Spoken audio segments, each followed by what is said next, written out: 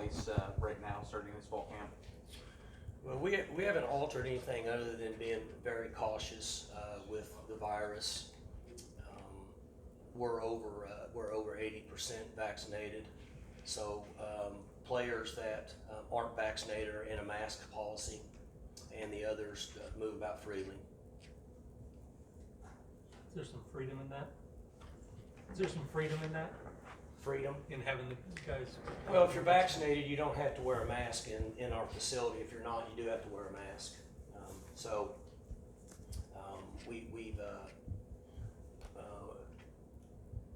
We've implemented that, and the players, so far have done a good job with that, as I've seen today.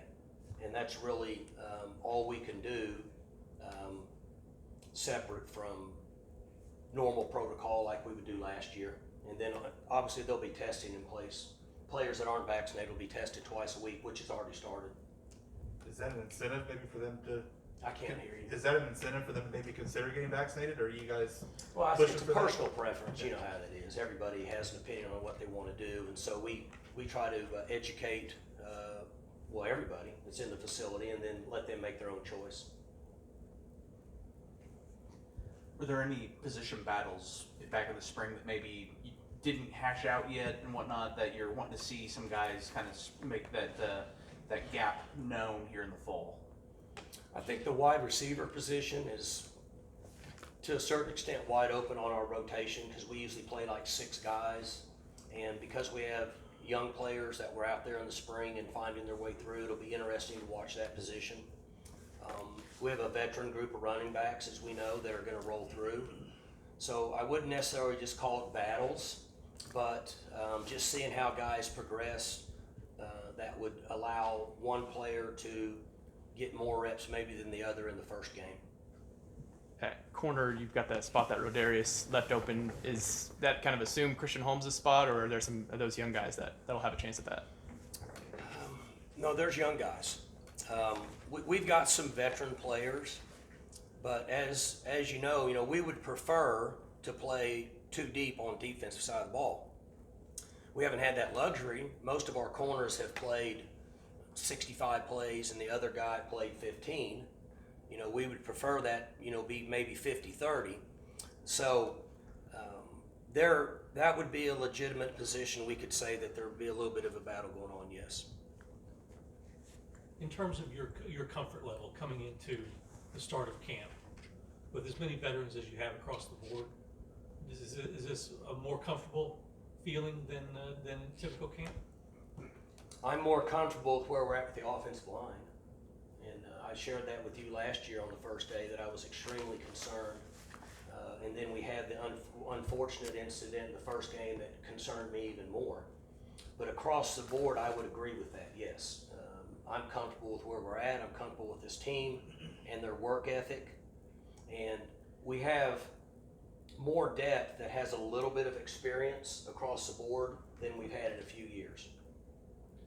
Coach, with what you were able to do in the spring, as far as ramping up physicality, getting as many 11-on-11 reps in, with the scaled back rules on camp now, because I don't think you go in pads until full pads till next Thursday, and it's a short camp.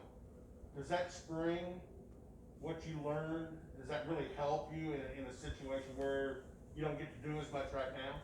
I felt better coming out of spring than I did any spring that we ever had, just from so many players being in camp, which we know that was because of super seniors and early high school graduates, which that's going to be a trend moving forward.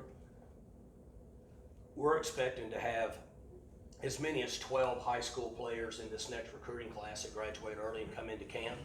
So that allowed us to get reps, the same number of reps with our 3s and young players than as we have traditionally got with the 1s and 2s. So we banked a considerable number of reps that make me feel a lot better. Our system stayed the same. They were consistent over the summer. When the players worked on their own, they worked on the same system.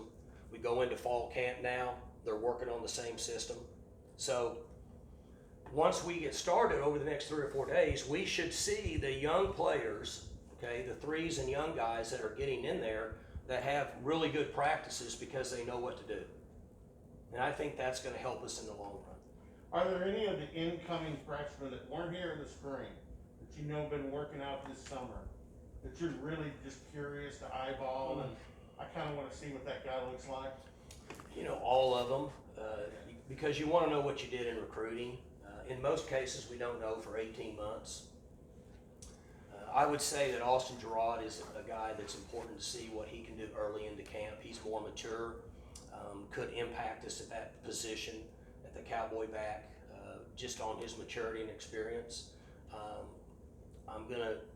I'm really gonna watch and see where he's at about a week from now, once he gets out there and figures it out and gets used to our tempo and the different things that are important in our offense, and then see where he's at. The guys that you've had sit out during spring for, you know, health reasons, whatnot, are they fully ready to go today, or are there any guys health wise that you're still gonna be kind of slow with to start off? We'll acclimate them slowly, but they're all ready to go. Guys that we set out for a certain reason, we try to bring them along over the next 7 to 10 days. The reason being, most of those guys are veterans, so we have a good feel for who they are and what they're going to do, so we don't need to just throw them out there. We'll just bring them in a little slower, but they're released and ready to go. Alex Hale especially, it's unusual for a kicker to tear an ACL like he did. Is that pretty crucial, considering the kicking game, seeing where he's at? Alex is released and ready to go. He's very mature and understands between him and MK. He understands his ability and how to bring himself along. Those guys, in a sense, rehabilitate themselves. They take care of their bodies. They know when to kick, when not to kick. And he's very reliable. So he'll work his way through over the next couple weeks to where he gets to a point where he's back full speed. But I know that he's kicked over the last 6 weeks and felt really good. Having watched Spencer Sanders in the spring, where do you feel like he needs to improve to make that leap from last year this fall? I think he made a lot of improvement in the spring. His awareness and understanding our offense, where to distribute the ball is very important. Guys that play quarterback in this system, we've had tremendous success with different types of players, and they have to understand our offense and know what their strengths are, know how to distribute the ball to the guys that can score points, and then have to take care of the football. That's really important. So quarterbacks in our offense, sometimes are going to throw interceptions because we're very aggressive. Taking care of the football in the pocket, making sure we don't turn it over, that's important for Spencer. As you know, you can go back over his last year and a half, and that's where he got into trouble. So if he takes care of the ball in the pocket, he's automatically a better player. Where do you expect Thomas Harper to fit in the secondary? Seems like a guy that's kind of moved around throughout the... He plays several positions with what we do. You know, sometimes he could be lined up as a safety. Sometimes he could be lined up as a nickelback. We do different things with him because of his speed, based on his maturity, which now he's getting into the category of kind of a veteran player. He's one of those guys that I was referring to earlier that is slowly but surely coming along and should start picking it up much faster, and gives us a lot of flexibility because of his toughness and his speed. Coach, how much, back here, Coach, how far has Brent Presley grown in his effort out on the edge? Well, Brennan's he's come a long ways. You know, he started to get considerably better at the end of the year based on reps. Settled in, started to figure it out. You saw him improve, particularly in the bowl game. He had a month to prepare. Now he's been here in the summers, and he's kind of a guy that we're used to. So, you know, once you know what direction you go, you can go really fast. Guys that are thinking, which is a young player at any position, they don't play as fast. I think he's starting to take that next step, and we'll know a lot more in a couple, 3 weeks, but I would guess that his reps have gotten to a point where his comfort levels is getting pretty high. Do you expect him to be involved in punt returns and Sure, and he'll kick be returns? returning punts. How much more comfortable is Casey Dunn entering this year as an offensive coordinator than he was ahead of last year? Oh, I think you'd have to ask him. If you're asking my opinion based on watching him, he's starting to make strides. and I've said this forever, and you know, I've brought in a lot of first-time coordinators in my career, and it takes them a little bit of time to get adjusted. It's no different than a freshman player.